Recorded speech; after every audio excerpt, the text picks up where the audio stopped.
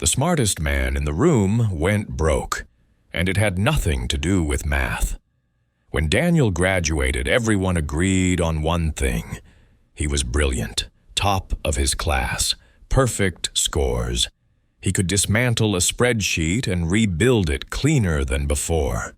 He understood interest rates, leverage, and expected returns.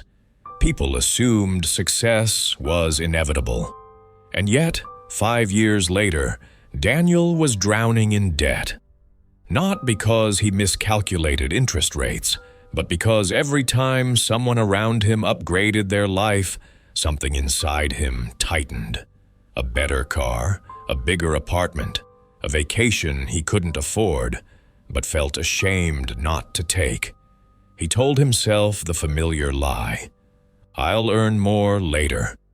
Optimism made the debt feel harmless.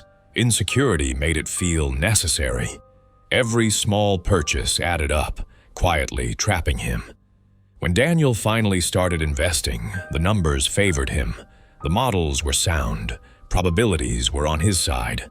For a while, he felt confident. Red numbers appeared day after day, but he reminded himself, this is normal. Markets fluctuate. Discipline wins in the long run. Then the market fell faster than he expected. Numbers turned from red to dark red.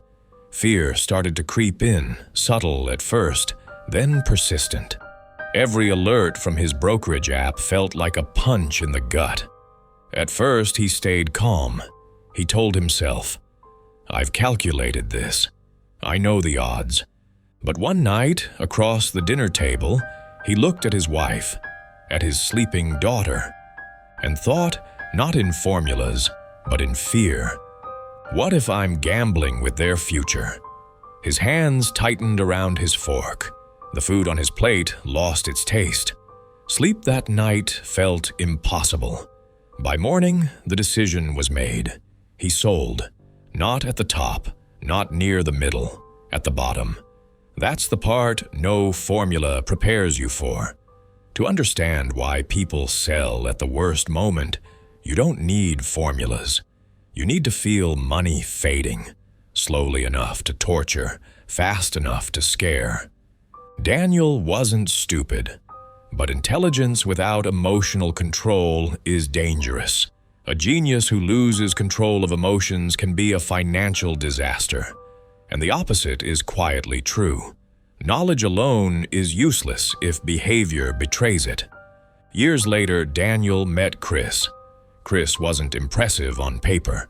Average job, no finance degree, no investing jargon. But Chris was steady. Short-term swings didn't rattle him because his life was built for the long game. His steadiness wasn't luck, it was deliberate. He saved consistently, avoided debt he didn't need, invested boringly, and held no matter the noise. Daniel finally understood what school never taught him. Finance is taught like a math problem. Put the data in the formula. Assume you'll calmly follow through. Real life doesn't work that way. Knowledge was never the problem. Behavior was. The most important skills with money aren't technical. They're emotional.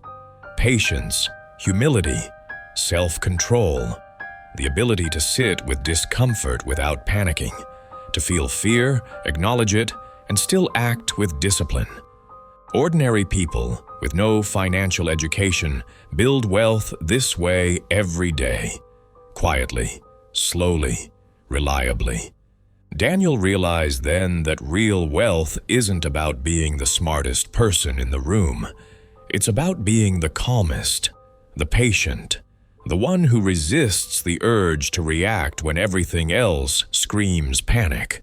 And that's why intelligence alone never guarantees success, but emotional mastery does. The Wealth Lore, where financial wisdom is told through stories.